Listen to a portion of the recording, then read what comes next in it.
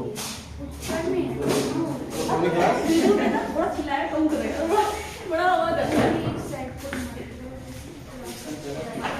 Good morning.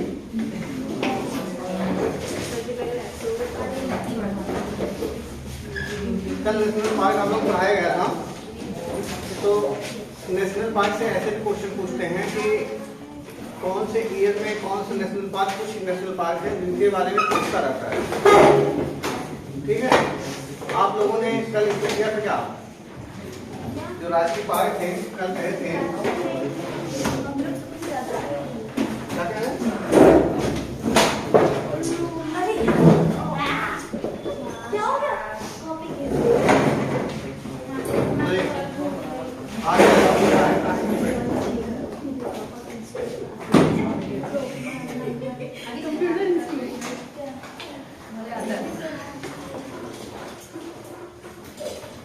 राष्ट्रीय park शुरू करते हैं।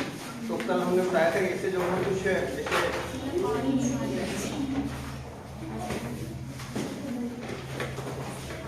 आप लोग तैयार हो गए हम तो शुरू करें। हम रिपीट करा दें उसको जैसे क्वेश्चन आता है। ठीक, क्वेश्चन के प्रत्येक से रिपीट कराएंगे। आप देखिए क्वेश्चन सही है कि कौन सा नेशनल पार्क कब स्थापित किया गया, इससे कुछ क्वेश्चन बने हुए हैं, हमने देखा है प्रीवियस ईयर में बने हुए हैं। तो आप लोगों ने इसे तैयार किया नहीं होगा, इसी बहाने हम कुछ नेशनल पार्क जब लिखवा रहे हैं उसके ईयर से लिखवा दे रहे हैं जल्दी जल्दी। इसमें आपका रिवीजन में पहले पूछेंगे आपसे ईयर नहीं लिखवा, तो 5 ऐसे हैं, वो तो आपको खाली यूनेस्को सूची में 8 की बात किए थे, टोटल 106 हैं। तो आयोग ने बनाए बहुत सारे क्वेश्चन। ठीक,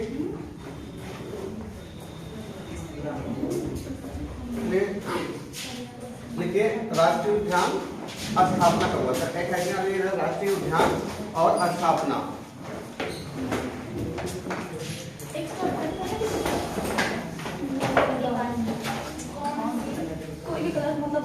कार्बेट, जिम कार्बेट लिखिए बेटा। हाँ, जिम कार्बेट लिखिए।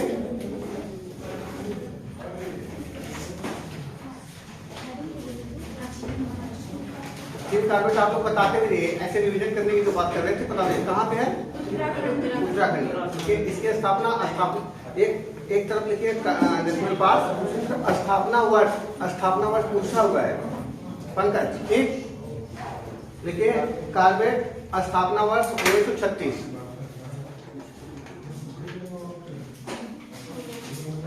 कान्हा लिखिए। कान्हा कहाँ पे है? मध्य प्रदेश में। ये 1955 में स्थापना इसका किया गया था। 1955। दुधवा उत्तर प्रदेश कब हुआ था स्थापना का? ये 1977। स्टाइलिश लगा लेना कि उत्तर प्रदेश पीछे से पूछ सकता है। दुधवा उत्तर प्रदेश में 1977। राजा जी उत्तराखंड 1983।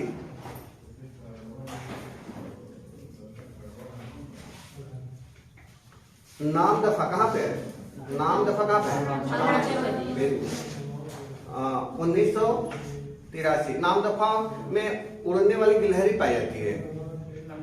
ठीक, नाम दफा फेमस है किस लिए? उड़ने वाली गिलहरी। साइड में लिख लेना।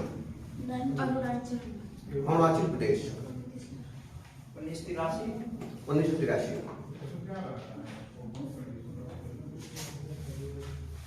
अब लिखिए गुई नदी। गुई नदी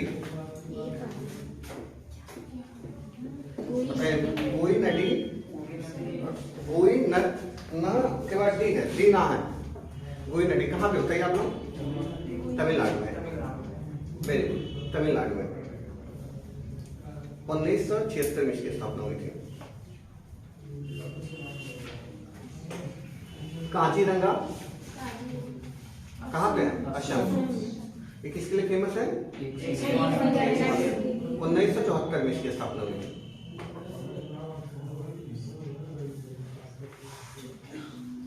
साइलेंट वैली केरल में। ये जैव विविधता हॉटस्पॉट में भी आ जाता है। ठीक, वैली, साइलेंट वैली 1984 में केरल में थी। पेरियार केरल में है, किसके लिए फेमस है? हाथी के लिए, हाथी बाघ दोनों के लिए फेमस है, मेन तौर पे हाथी के लिए। बताइए कब स्थापना हुई थी पेरियार की? 1982।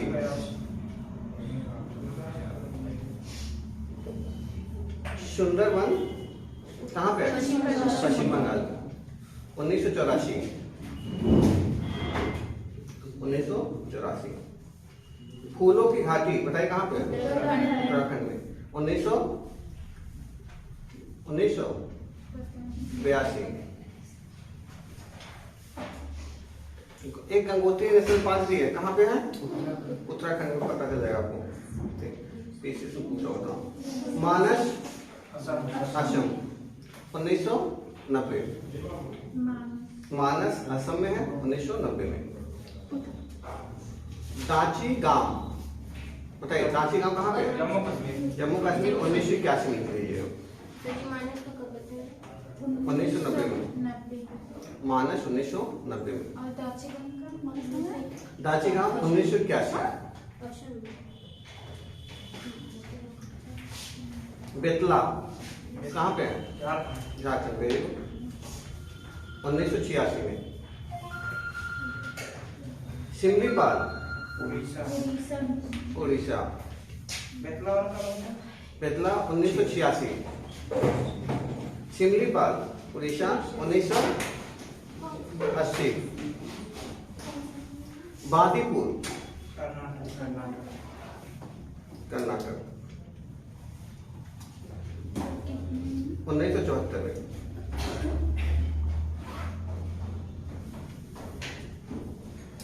बन्नर घट्टा बताइए कहाँ पे? Very good, 1974। बहुत अच्छी बात आप लोगों की। कुद्रेमुख कर्नाटक। बन्नर घट्टा 1974 में।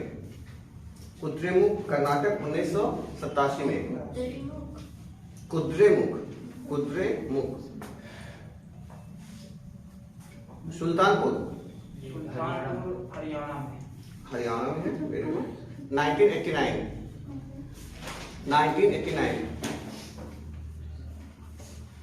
जल्दापारा 2014।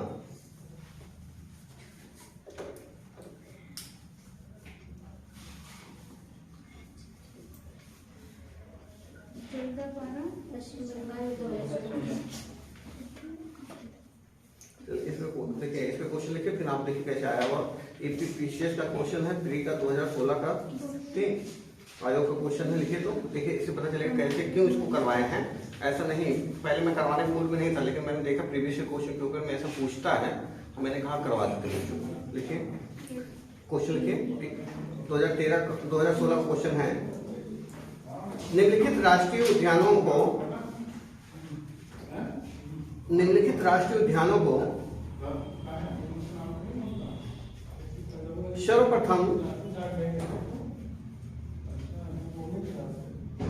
सर्वप्रथम से सबसे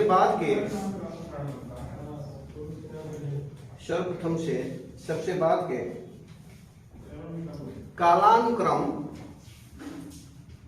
कालानुक्रम अनुसार व्यवस्थित कीजिए।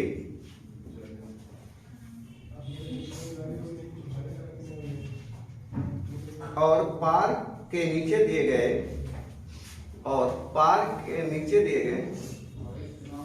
कूट से सही उत्तर चुनिए। कूट है ये आयोग क्वेश्चन। देखिए इससे पता चल रहा है कि आयोग में ऐसे क्वेश्चन पूछते तो आपको याद करना पड़ेगा। अब ये समस्याएं आपकी हैं, याद करने वाली। पॉइंट 1 लिखिए। Point 1 Silent valley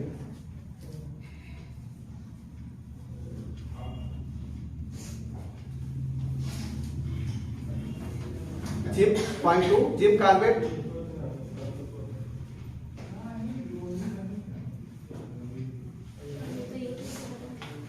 point 3 Kaziranga.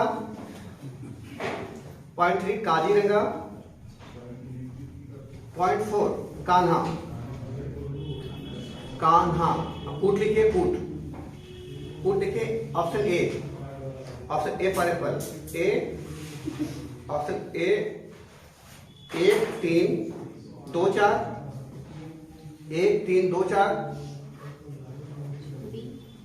B, option B 4 2 1 3। क्या बोले? 4 2 1 3।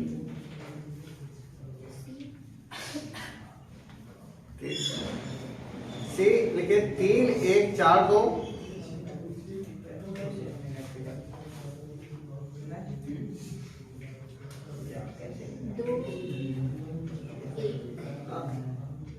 इसके बाद सी हो गया 3 1 4 2। डी लिखिए 2 4 3 1। अब इसमें देखो कॉमन सेंस है। इस क्वेश्चन को सॉल्व करने से पीछे से पूछा था, जिसको सब नहीं पता हो खाली एक पता होगा, जिस ठीक वो कर देगा, नहीं कर देगा। इतना कठिन वो भी नहीं समझता कि एक मानव वो कितना सोच सकता है, कितने आंकड़े कलेक्ट कर सकता है। बस वो इतना समझता है कि बुद्धिमान मानव चाहिए उसे, स्मार्ट। एक से ही आंसर निकाल दिया, ऐसा उसने बना दिया। चाहता तो फंसा देता, चाहता तो फंसा देता। चलिए एक क्वेश्चन और कर लीजिए, जिसको कल बताया गया था। ये IAS प्री 2013 क्वेश्चन है। इसका डायमेंशन अलग डायमेंशन से है थोड़ा सा। निम्नलिखित युग्मों पर विचार कीजिए। IAS प्री 2013 का क्वेश्चन है। निम्नलिखित युग्मों पर विचार कीजिए।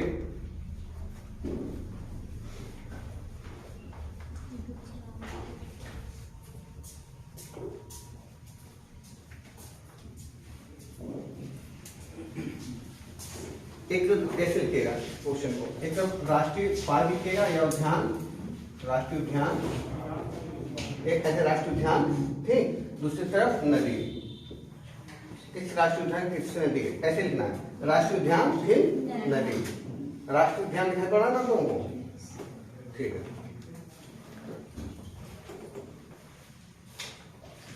पहला ऐसे पॉइंट डालेगा 1, ऐसे लिखिए 1 में लिखिए कार्बेट राष्ट्रीय उद्यान, कार्बेट राष्ट्रीय उद्यान। IAS क्वेश्चन है, दिमाग लगा करिएगा। IAS प्री 2013 का है। कार्बेट राष्ट्रीय उद्यान, इसके सामने डैश लगा के लिखिएगा नदी, नदी की है गंगा लीजिएगा।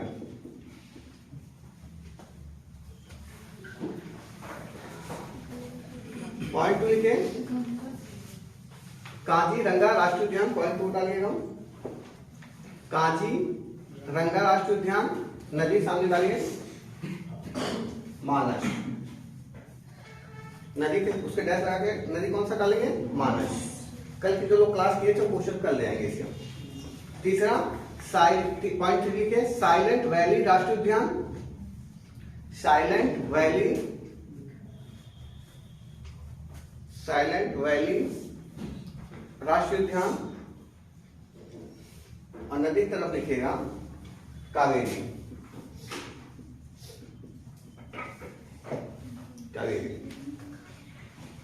ठीक। अब इसको फिर आगे चलिए, बस 3 पॉइंट हो गया। अब देखिए उपयुक्त युग्मों में से कौन सा, उपयुक्त युग्मों में से कौन सा से सही सुमेलित है। ऑप्शन ए लिखिए, ए फॉर एप्पल, 1 और 2 उपयुक्त युग्मों में से कौन सा से सही सुमेलित है।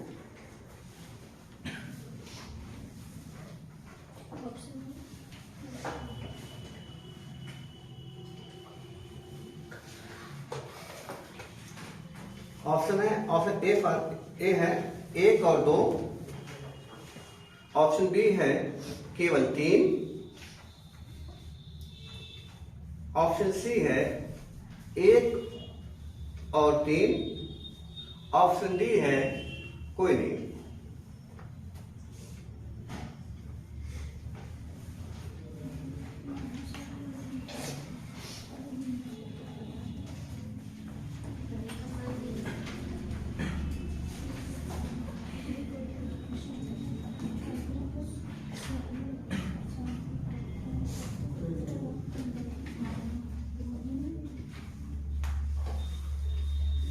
बताइए।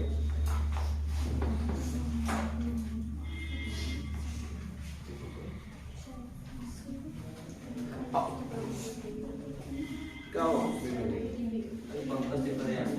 पंकज आंसर करेंगे? पंकज कर देंगे आंसर, तो कर ही देंगे। उनके आंसर में समझ गया क्या है। जो सही है वही पंकज आंसर किया है। पंकज बताए दो तुम मार दो। अच्छा कितने लोग ऑप्शन ए के साथ हैं?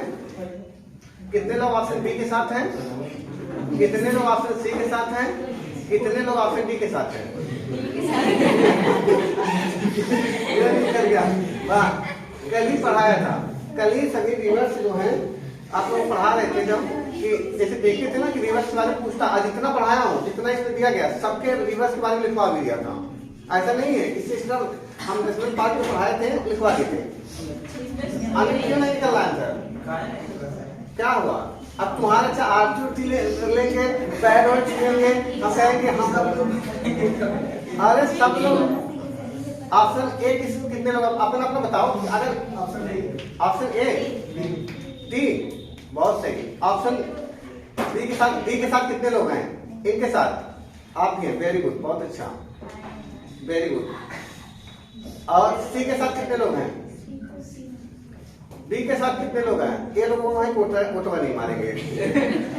जितने दो लोगों ने दिया है आंसर, बहुत बेहतरीन आंसर दिए हैं। काफी अच्छा आंसर है आपका। कल पढ़ाया गया था ना, उसमें आप बताइए इसमें क्या गलत था? यहाँ कार्बेट नेशनल पार्क, रामगंगा और कौन सी एक नदी? दो नदियां जाती हैं, कावेरी।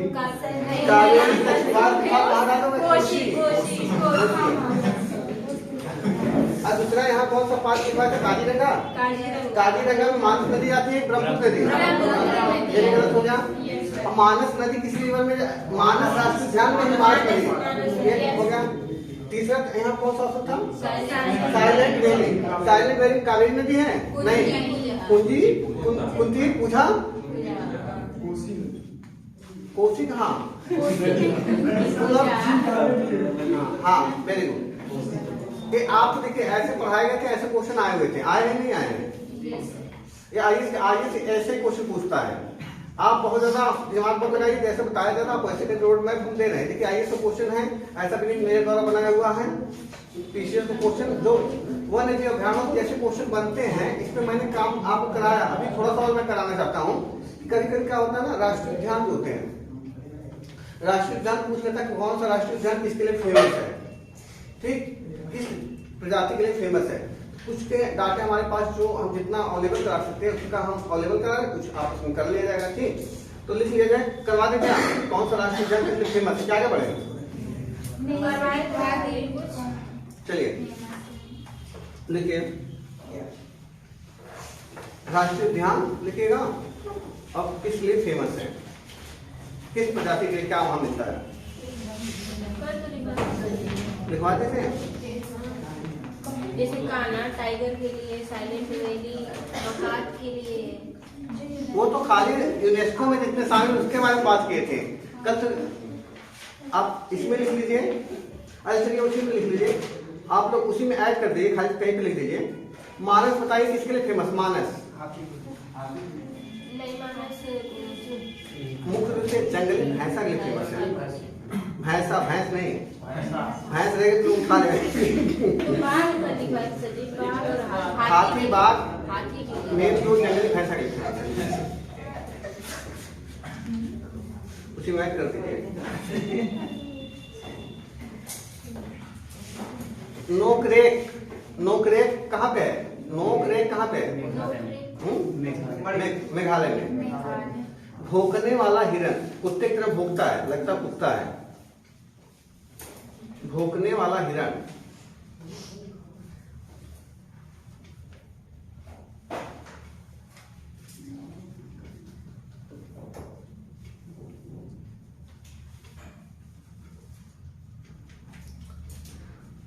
बताइए बांधवगढ़ कहाँ का है? बांधवगढ़, बांधवगढ़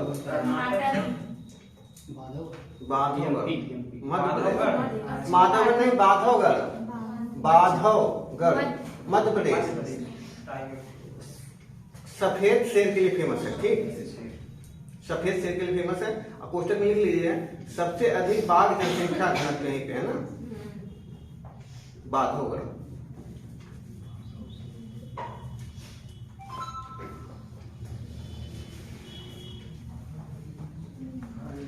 लिखिए अगला लिखिए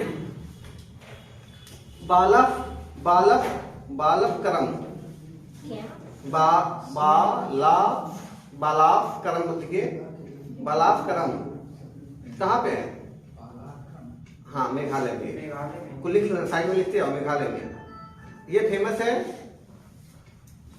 जंगली जली भैंसा के लिए, जंगली जली भैंसा, जल में रहते हैं भैंसे, जली भैंसा। हाँ रेड पांडा दूसरा क्या है, इसी रेड पांडा के लिए भी फेमस है।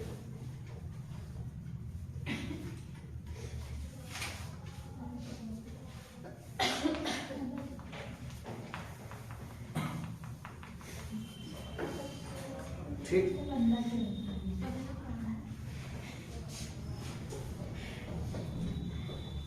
कांगेर घाटी लिखिए, कांगेर घाटी कहाँ पे? छत्तीसगढ़, लिख लेना छत्तीसगढ़ का राष्ट्रीय उद्यान है कांगेर घाटी, छत्तीसगढ़ में।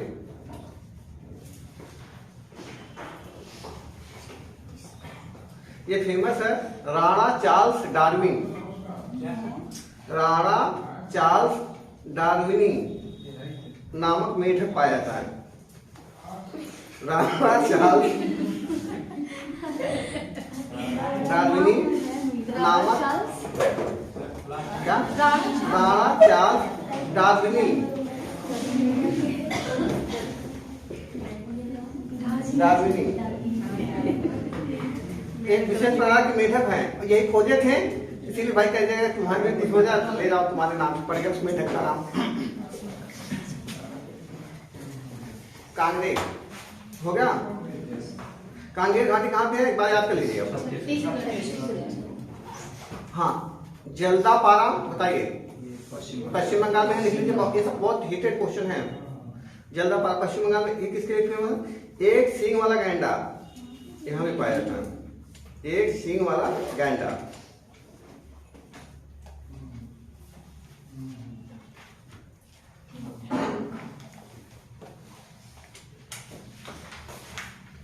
अच्छा दाची गांव लिखे थे आप लोग, वो किस लिए फेमस है? कश्मीरी स्टाइल मतलब के लिए, इसे लाल हिरन बोलते हैं, लिख लो।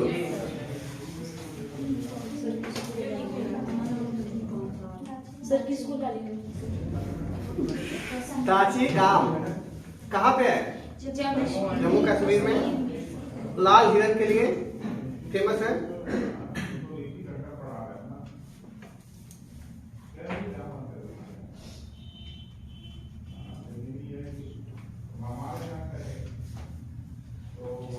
बांदीपुर कहाँ पे है? कर्नाटक, बहुत फेमस है बांदीपुर कर्नाटक में। ये फेमस है रेड हेडेड वल्चर, वल्चर मतलब क्या होते हैं? गिद्ध। उसका हेड कैसा होगा? Red red. आप लाल हिरन के लिए बताए थे ना। हाँ बांदीपुर लिखिए, कर्नाटक में रेड हेडेड वल्चर। भारतीय हाथी के लिए भी फेमस है, चीतल के लिए भी फेमस है। अब जो नहीं देख पाए कि हम चीतल नहीं दिखाया जा सकता तो आप नेट पे डालिएगा, चीतल देखिएगा, ये सब कैसे हैं देख लीजिएगा। कौन देगा? कहाँ पे? गूगल पे नहीं, घूमे हैं।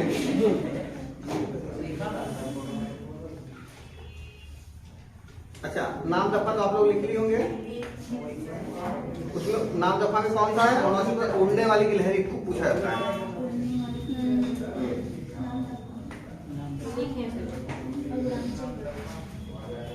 अच्छा इराविकुलम राष्ट्रीय पार्क कहाँ पे है? केरल में, देखिए इराविकुलम राष्ट्रीय पार्क। इरावी ई रा पे आकी मात्रा, वाह वाह बड़ी मात्रा, इराविकुलम का को छोटा मात्रा ल मैं राष्ट्रीय पार्क कहाँ पे? केरल में। यह फेमस है, इंपॉर्टेंट डाल लीजिएगा। मेघ बकरियों के लिए, मेघ लिख लेंगे, बकरी लिख लेंगे, मेघ बकरियों के लिए, जिसका दूसरा नाम बोला जाता है नीलगिरी तहर।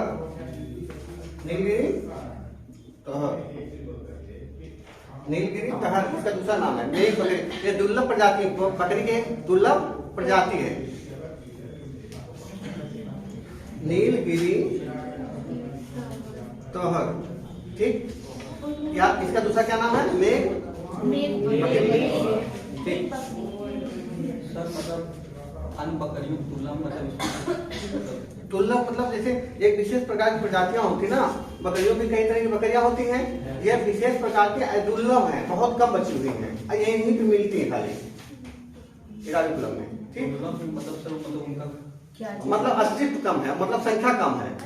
अब अच्छा मानेगा सोना क्या? सोना दुर्लभ है, दुर्लभ मतलब आसानी से ना मिले, ठीक। वो बकरी नहीं करती। अब बताइए, हाँ क्या पता चला? बिल्कुल बोलिए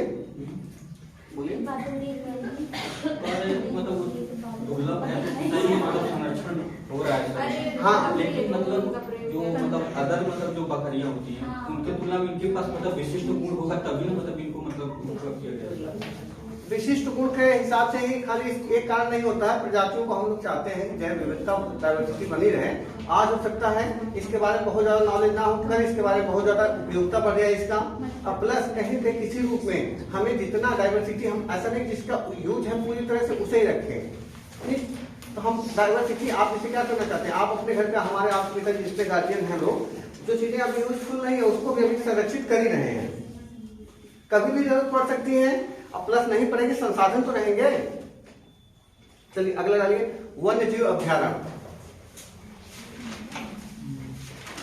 वन्य जीव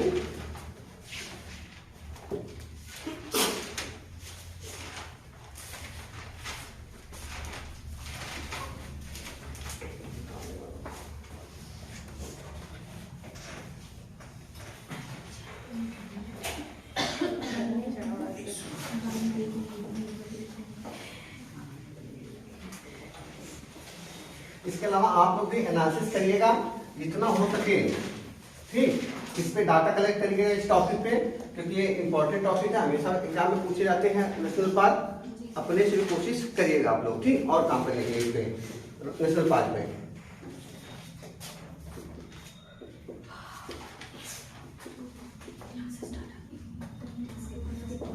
वन्यजीव अभ्यारण्य की बात करें, वाइल्ड लाइफ सेंचुरी अगर बात करें, बताइए वाइल्ड लाइफ सेंचुरी और नेशनल पार्क में क्या होता है? बताइए।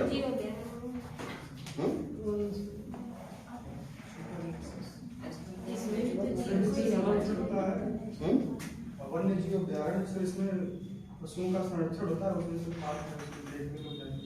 जैसे हाँ, जैसे वन्य जीव, अच्छा वन्य जीव अभ्यारण्य जो है, अगर इसकी बात करें, वन्य जीव अभ्यारण्य में और नेशनल पार्क में यह अंतर होता है कि वन्य जीव अभ्यारण्य में किसी एक प्रजाति या किसी विशिष्ट प्रजातियों का ही संरक्षण किया जाता है, और नेशनल पार्क में सभी प्रजातियों का क्या होता है? संरक्षण, जो नेशनल रूप से वहां पे पाई जाती है।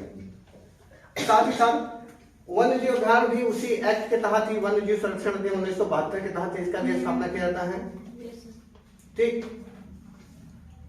इनका भी स्थापना उसी के तहत किया जाता है। इन दोनों में अंतर क्या है? कोई भी अगर राष्ट्रीय पार्क बना होगा तो लगभग पहले वन्य जीव अभ्यारण्य बना होगा। पहले क्या होगा? वन्य जीव अभ्यारण्य। वन्य जीव अभ्यारण्य कहाँ सोच रहे हो आप? गलत हो गई थी, ठीक।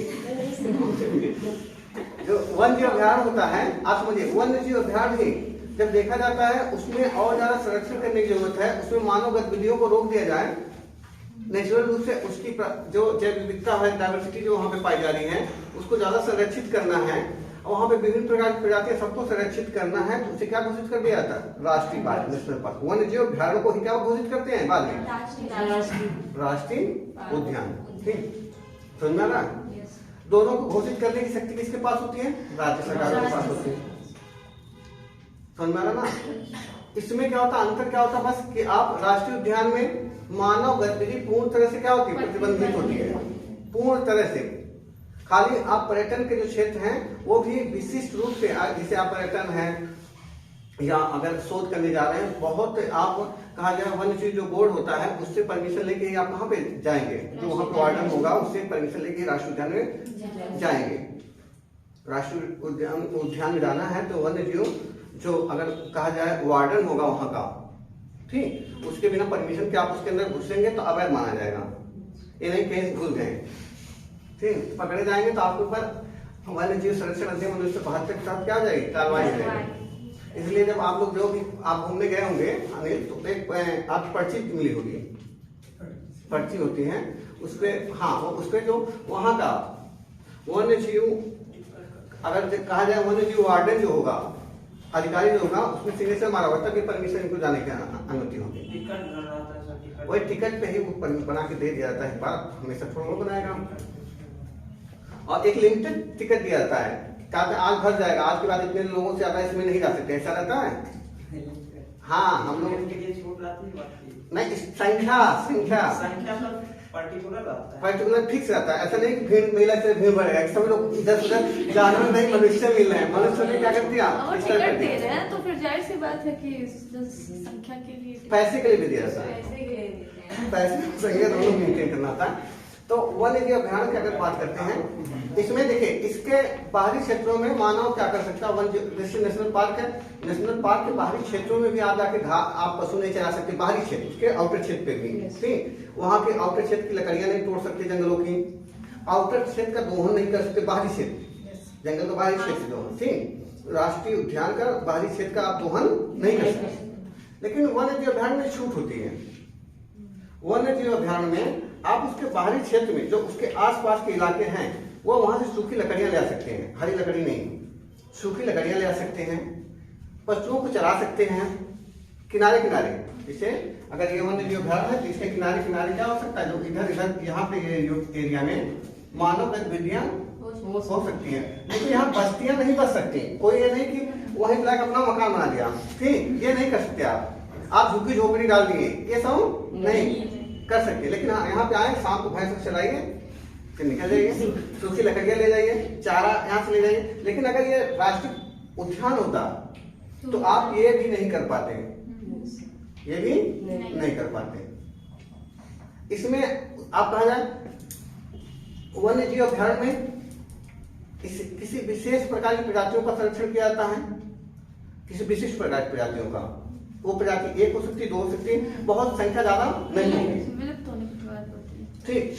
अब वहीं पे जो राष्ट्रीय उद्यान है, जो नेशनल पार्क है, उसमें विभिन्न प्रकार की प्रजातियां होती है, जितनी प्रजातियां सबको संरक्षित किया जा रहा है। इसमें क्या होता है ना, अगर किसी प्रजाति को है विशेष प्रजाति को लाके वन्य जीव अभ्यारण्य डालिए, उसको क्या करना है? संरक्षित करने की कोशिश करते हैं, यही अंतर होता है, ठीक।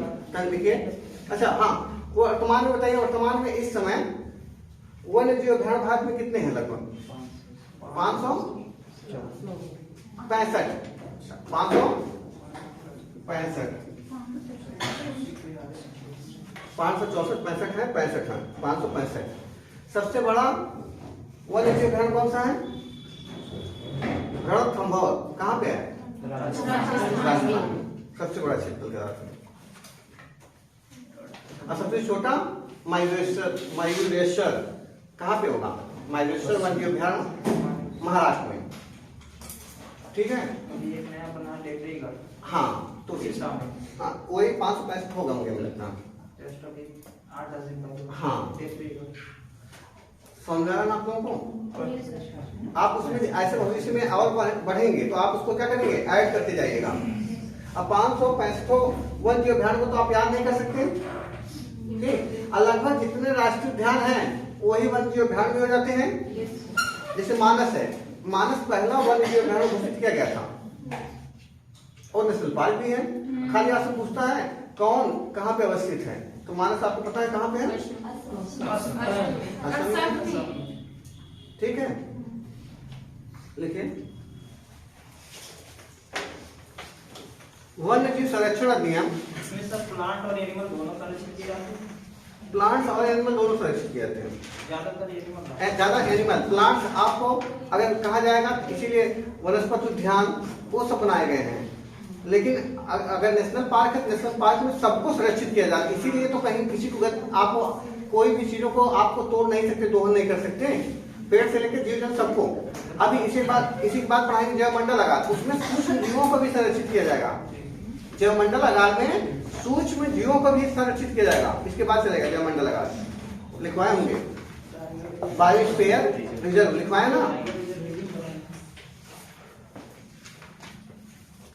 लिखिए। वन्य जीव संरक्षण अधिनियम 1972 के अनुसार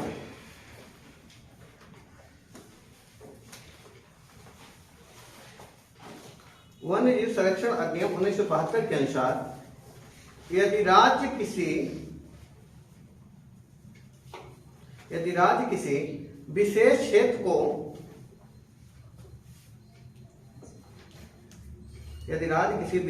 को जैव विविधता की दृष्टि से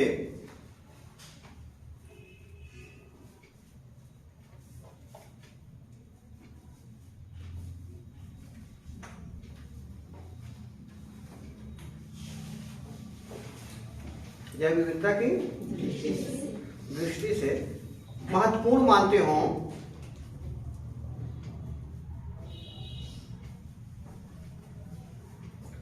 मानते हो, अर्थात जहां पर पर्याप्त जैविकी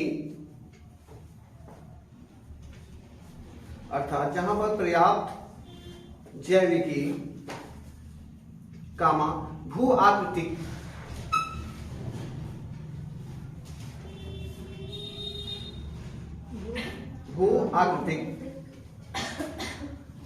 कामाच्युजन वनस्पतियों आदि की बहुलता हो,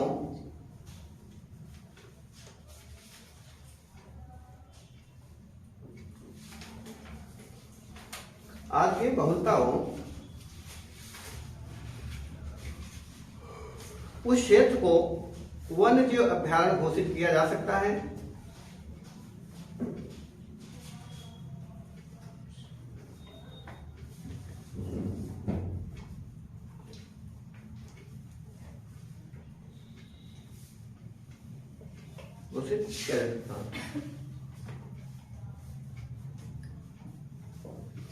वर्तमान में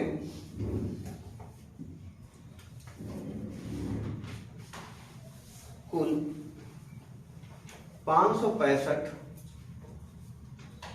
वन्य जीव अभयारण्य हैं।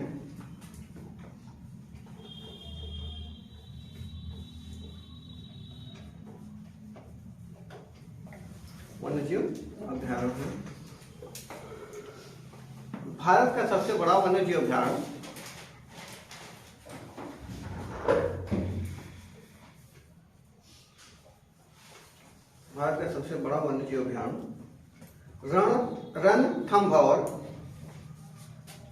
Ranthambore wild life sanctuary. Ranthambore Rajasthan में स्थित है, अवस्थित है, डालिएगा अवस्थित है।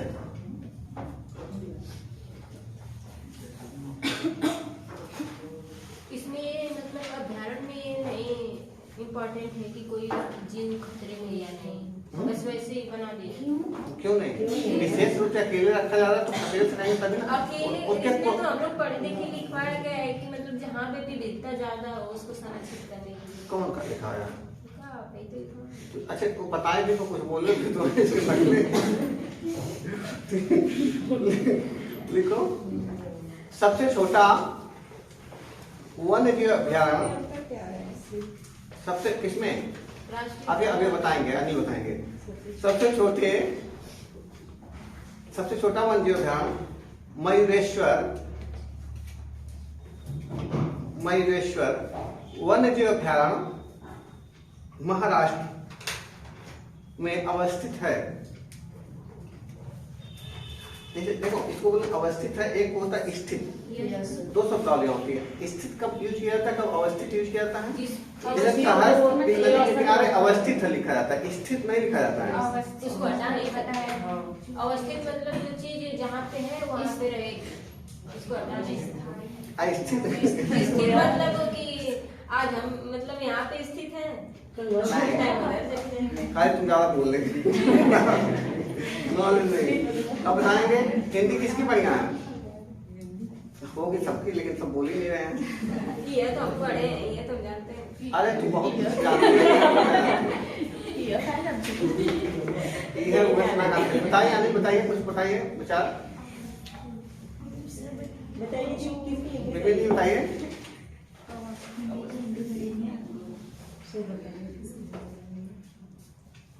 अच्छा बताइए, सहार है, सहार अवस्थित इसलिए बोला था, तो अवस्थित है, फैल भी सकता है। ठीक, स्थिर का मतलब वही स्थिर रहेगा, फैलेगा नहीं, बढ़ेगा नहीं। ठीक, और सहार बसावट बढ़ती है, शहर बढ़ेगा नहीं बढ़ेगा। फॉरेस्ट है, वन विहार, अवस्थित अवस्थित बोल रहा हूँ शहरों में, क्योंकि यहाँ पे अवस्थित है, क्योंकि उसका विस्तार बढ़ जाएगा। ठीक, हो सकता बढ़ के और कहीं निकल जाए, फैल जाए, फैल सकता नहीं फैल सकता है। ठीक, जो मूव कर जाए, स्थिति तो भी है लेकिन मूव करने की भी टेंडेंसी उसकी रहती है, वहां पे अवस्थित लगा देंगे।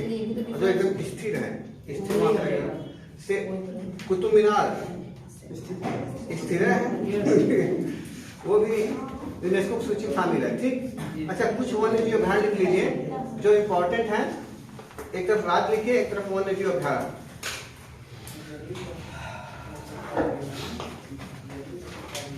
अभी अभी एकदम क्रमबद्ध तरीके से एक एक चीज आगे बढ़ा जाएगा, बहुत तो इसमें पढ़ना है। अगर क्रमबद्ध तरीके से हम लोग पढ़ेंगे तो हम लोग एक कंसेप्ट क्लियर रहेगा, क्रमबद्ध तरीका। ठीक, अब लिखिए तो आंध्र प्रदेश, लिखिए तो राज्य की तरफ आंध्र प्रदेश लिखिए।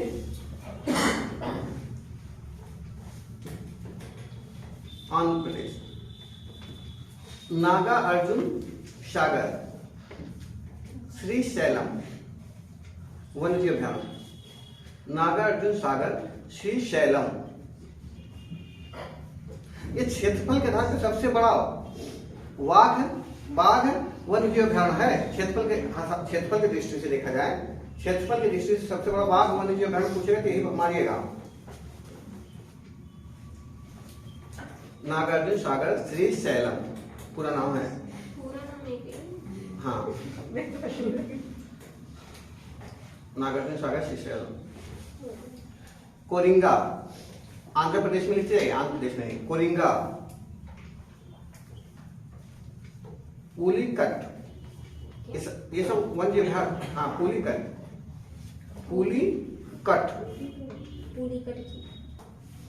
कोल्लेरू,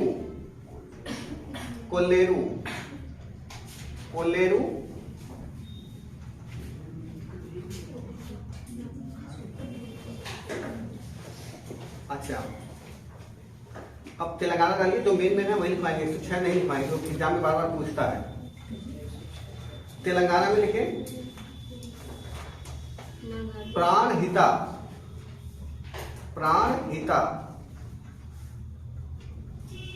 अच्छा बताइए, ये जो आप देख रहे हैं नागार्जुन सागर श्री शैलम है ना, तेलंगाना आंध्र प्रदेश दोनों फैला हुआ है।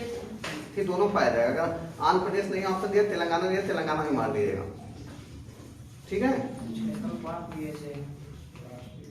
बिहार लिखे तो बिहार में लिखे वाल्मीकि राष्ट्रीय उद्यान भी है बिहार के, बहुत फेमस, पश्चिमी चंपारण में। कैमूर, कांवड़ झील, एक कैमूर वन्य जीव अभयारण्य उत्तर प्रदेश में भी है। हाँ, सोनभद्र मीरापुर में फैला हुआ। कांवड़ झील, गौतम बुद्ध। उत्तर प्रदेश में कितने वन्य जीव अभयारण्य हैं? लगभग 23 हैं। सबसे ज्यादा वन्य जीव अभयारण्य किस स्टेट, कहाँ पे, राज्य या केंद्र शासित प्रदेश में देखा जाए तो अंडमान निकोबार में अकेले 96 है। अंडमान निकोबार में सबसे ज्यादा वाइल्ड लाइफ सेंचुरी है। नेशनल पार्क में दूसरे नंबर पे। हाँ, नेशनल पार्क में पहले नंबर पे कौन बताया गया था? मध्य प्रदेश।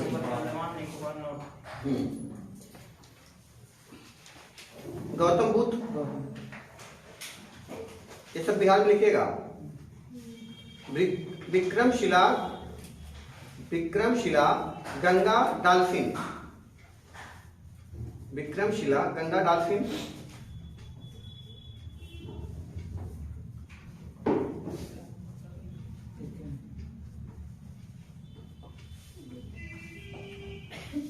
अब आप जाइए छत्तीसगढ़, तो छत्तीसगढ़ सीता नदी, सीता नदी। दूसरा अचान कमाल। छत्तीसगढ़ की राजधानी क्या है?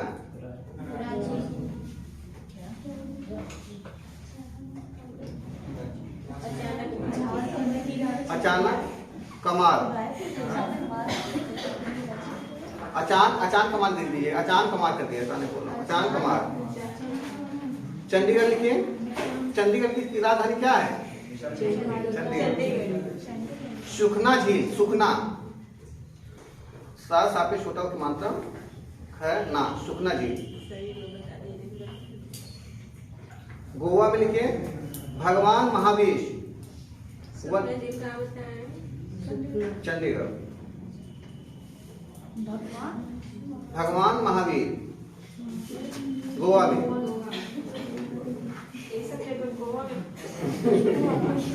गोवा मतलब कुछ भी गोवा का अनुभव है के पास।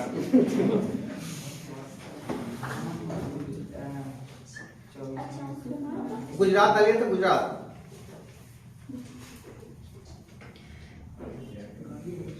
नल सरोवर,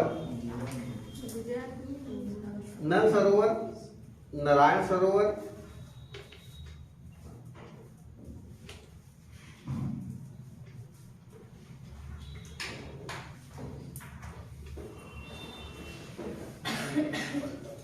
ठीक है। गिर, गिर राष्ट्रीय उद्यान सभी लोग जानते हैं। गिर राष्ट्रीय उद्यान भी है, वन्य अभ्यारण्य भी है, ठीक। अच्छा, क्या कोई भी राष्ट्रीय उद्यान को दोबारा वन्य अभ्यारण्य बनाया जा सकता है? नहीं, वन्य अभ्यारण्य राष्ट्रीय उद्यान बनेगा। अब कोई सीधे, अगर कोई सीधे नेशनल पार्क घोषित हो गया है, ठीक, तो उसे वन्य अभ्यारण्य नहीं बना सकते हैं, ठीक। लिखिए आप लोग। गिर, गिर किसके लिए फेमस है? ऐतिहासिक line. Very good. Himachal Pradesh, Himachal Pradesh Chandratal, Renuka. अगला रेणुका,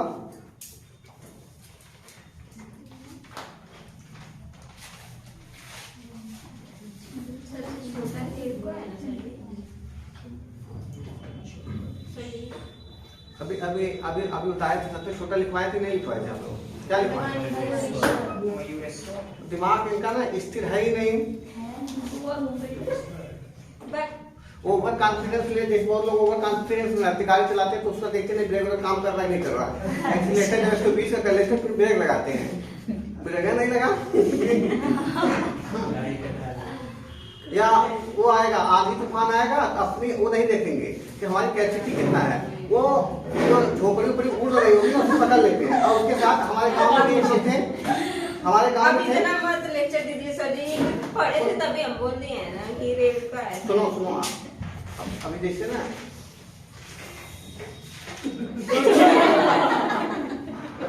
सॉरी सर, नोट नहीं आई, आज पढ़ाइए चलिए क्लास के बाद मिलते हैं,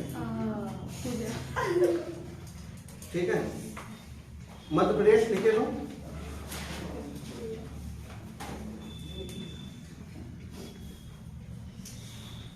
मध्य प्रदेश राष्ट्रीय चंबल,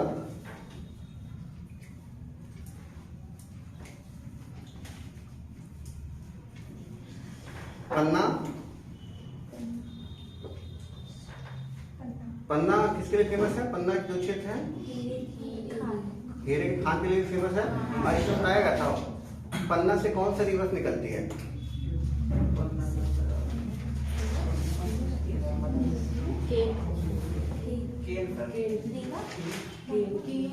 चलिए आगे लिखिए। सोन घड़ियाल सब मध्य प्रदेश में है।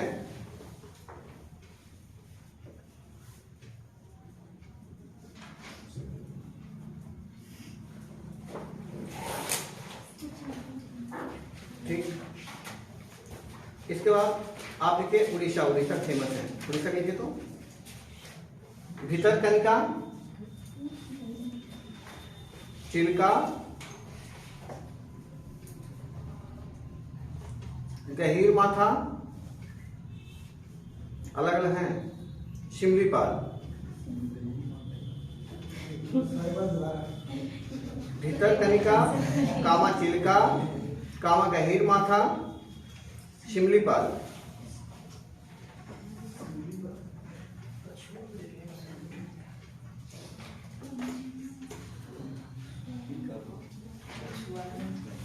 शिमलीपाल हो गया। राजस्थान पे लिखिए तो इंपॉर्टेंट जो है, ये जितना लिखवा रहा हूं इतना याद कर लेना, क्योंकि क्वेश्चन पूछा है राष्ट्रीय उद्यान जिसको बार बार पूछता है, और वन्य उद्यान हो या राष्ट्रीय उद्यान दोनों। सरिस्का, माउंट आबू। माउंट आबू कौन से किस पर्वत श्रृंखला पाया जाएगा? अरावली। अरावली सबसे ऊंची चोटी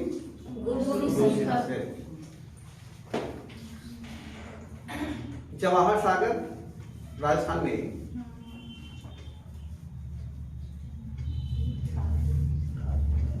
राष्ट्रीय चंबल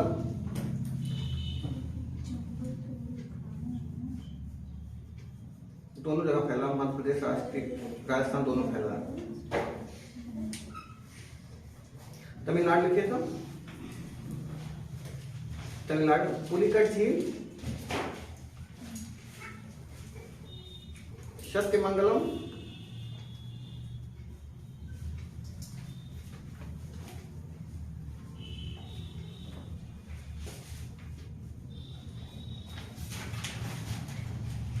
अन्नामलाई जिसे इंदिरा गांधी के नाम से भी जानते हैं, जिसे इंदिरा गांधी के नाम से भी जानते हैं। उत्तर प्रदेश आइए तो उत्तर प्रदेश बखीरा। बखीरा पश्चिम बिहार भी है ना, वही वही वन्य उद्यान कहाँ पे है? किस जिले में? संतकबीर। कैमूर, कैमूर बात किया था ना, देखो कैमूर, महावीर स्वामी,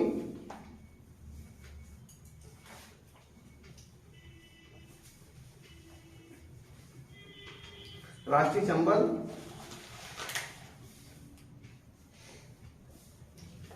राष्ट्रीय चंबल देखिए इसमें फैला है। उत्तर प्रदेश, उत्तर प्रदेश, राजस्थान। हाँ, ओखला पश्चिम बिहार। ओखला पश्चिम बिहार कहाँ पे है? कहाँ पे? रायबरेली में, नोएडा में। ओखला नाम में पता चल रहा है। ठीक, पटना पश्चिम बिहार। Very good.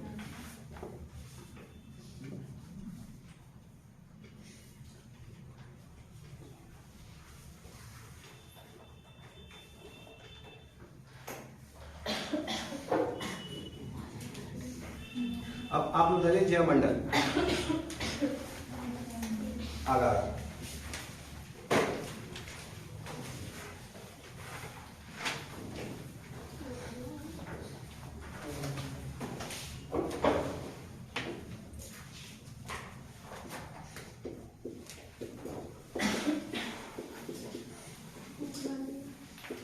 जयमंडल आगार बायोस्फीयर रिजर्व, बायोस्फीयर रिजर्व।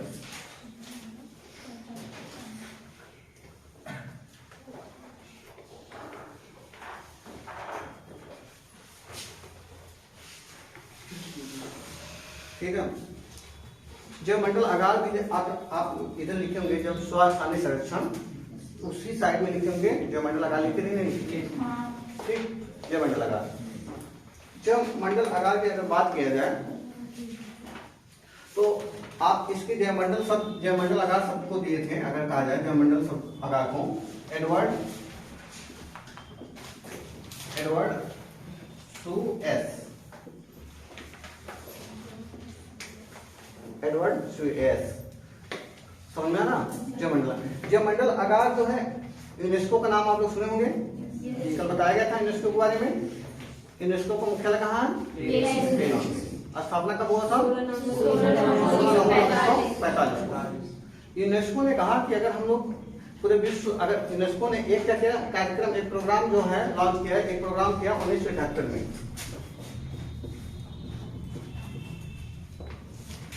1971 में जैसे इसका नाम दिया था मानव का जैवमंडल कार्यक्रम। मानव का जैवमंडल कार्यक्रम, इस सम्मेलन का नाम था मानव का जैवमंडल कार्यक्रम 1971 में। इसी में यूनेस्को ने कहा कि मानव और प्राणियों के बीच, जीव जंतुओं के बीच में आपसी संघर्ष चलता है विकास को लेके। हम भी क्या करते हैं, अपना खेत बढ़ाने के चक्कर में जंगलों काट रहे हैं, और जंगल है वो भी, जंगल भी है वो भी अपना विस्तार करना चाहता है।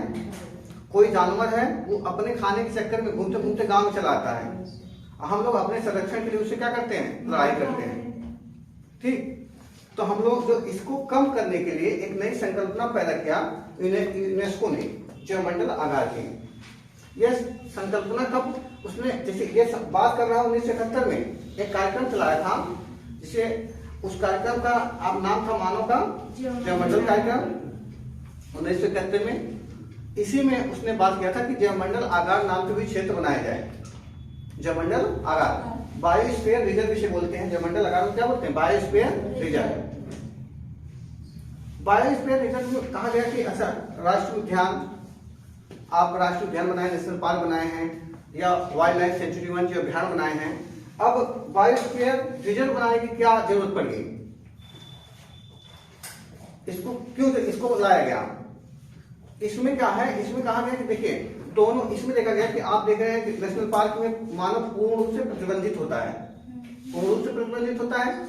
और जब वहीं पे नेशनल पार्क से वाइल्ड लाइफ सेंचुरी की तरफ बढ़ रहे हैं, वन्य जीव अभ्यारण्य की तरफ बढ़ रहे हैं, मानव अपना क्रियाकलाप कर सकता है आउटर क्षेत्र में, बाहरी क्षेत्र में। लेकिन जब जैवमंडल आगार की बात आती है, जैवमंडल आगार में और छूट दिया जाता है, कहा जाता है और छूट देना, क्योंकि मानव को भी विकास करना है। ठीक, लेकिन साथ ही साथ हमें उस जो जीव जंतु हैं, वनस्पतियां हैं, उनको भी बचाना है। तो हम क्या करते हैं, इसमें क्या कर देते हैं, इसमें कोर के अलावा सभी जगह पे मानव क्या कर सकता है, हस्तक्षेप करता है। जैवमंडल आगार में अगर बात की जाए, जैवमंडल आगार की बात करेंगे तो इसमें मानव कहां तक पहुंच जाता है, जिससे अगर देखा जाए इसमें सबसे अंदर की जो होगा क्रोध क्षेत्र होगा, उसके बाद बफर क्षेत्र होगा, इसके बाद संक्रमण क्षेत्र होगा। समझना ना?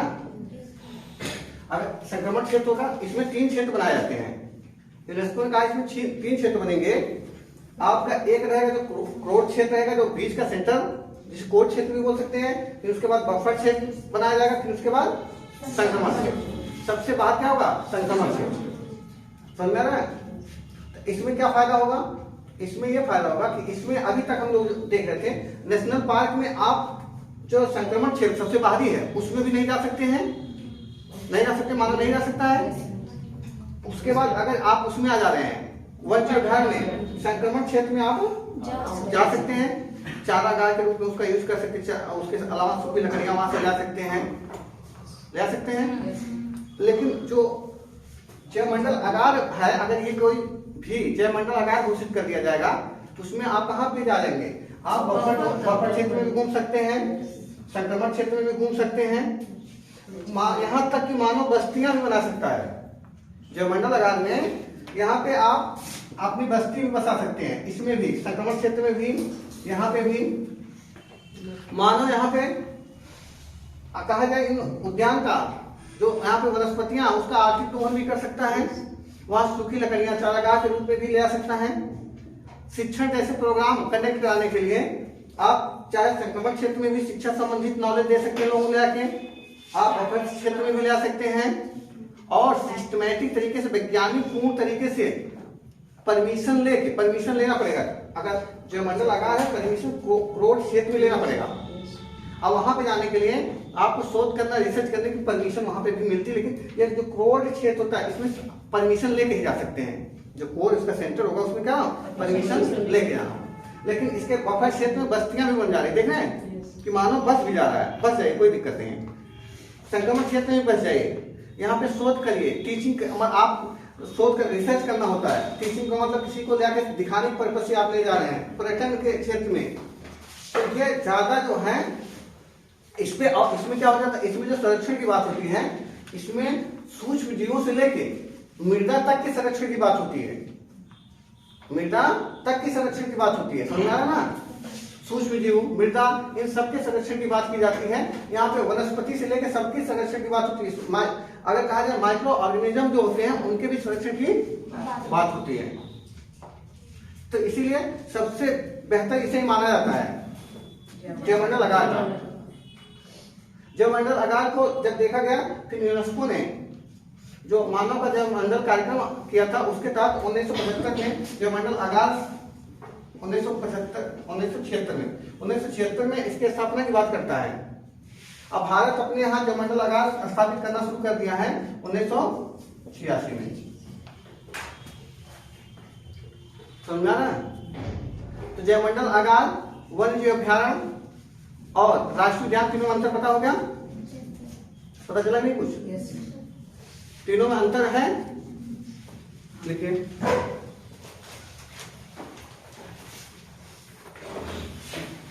जैवमंडल आगार, बायोस्फीयर रिजर्व।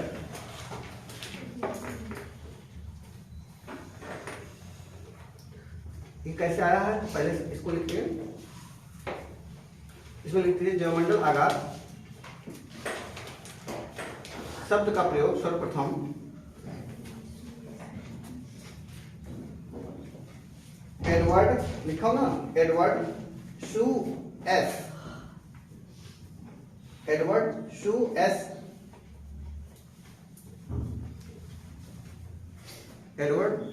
ने किया था, ठीक। एस लिख लिया सब लोग। ये इसलिए लिखवाना, क्वेश्चन बने हुए हैं इस पे। अब देख लीजिए, इस पे पहले क्वेश्चन कर लीजिए, टाइम हो चुका है, क्वेश्चन इस पे करिए। अभी देखिए आपको पता चल रहा है, जैसे जो भी कराया जा रहा है, जो एग्जाम में क्वेश्चन पूछता है टीचर, वही आपको कराएगा जो एग्जाम में आ रहा है। उल्टा सीधा नॉलेज बहुत लेने के लिए है आपको पर्याप्त, ठीक। जो एग्जाम का है रुख, आप देखिए इस सब के बारे में लिखिए। ये ईपीपीसीएस प्री 2013 क्वेश्चन है। निम्नलिखित युग्मों में से कौन सा एक सही सुमेलित है, देखिए तो।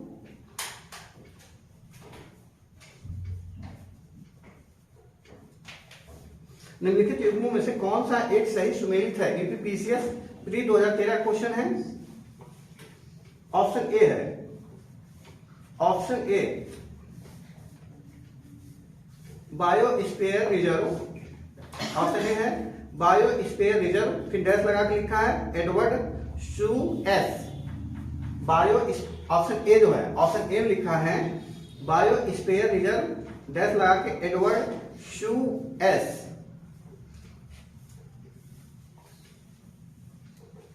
ऑप्शन बी है इकोसिस्टम, इसको लिखा है डैश लगा के AP de Candolle, AP de Candolle,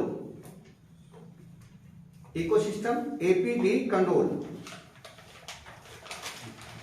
option C है इकोलॉजी, ऑप्शन सी है इकोलॉजी, इसे लिखा है एजी टांसले। ऑप्शन डी है जैव विविधता, इसको लिखा है डैश लगा के। ऑप्शन सी लिखे इकोलॉजी, एजी टांसले। ऑप्शन डी जैव विविधता, इसके सामने क्या लिखा है रीटर।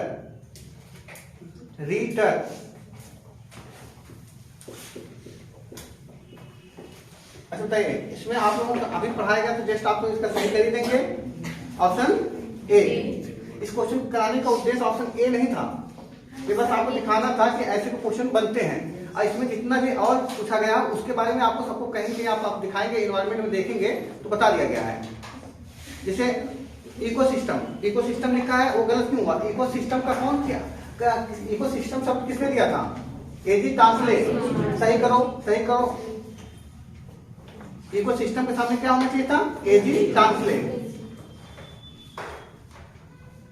इसके अलावा पूछा था इकोसिस्टम हो गया, और इकोलॉजी पूछा क्या? इकोलॉजी का कौन? अर्नेस्ट हैकेल पढ़ाया गया, सब लिखवाया गया है। अर्नेस्ट हैकेल जब पारिस्थितिकी पढ़ाया तो उसी समय बताए थे। इसके बाद आपको लास्ट में कौन सा है, जैव विविधता। जैव विविधता भी जल्दी है, जब पढ़ाया तो उसी ने बताया जैव विविधता सबका प्रयोग किसने किया था, थॉमस लॉ सब पढ़ाए हैं, थॉमस लॉ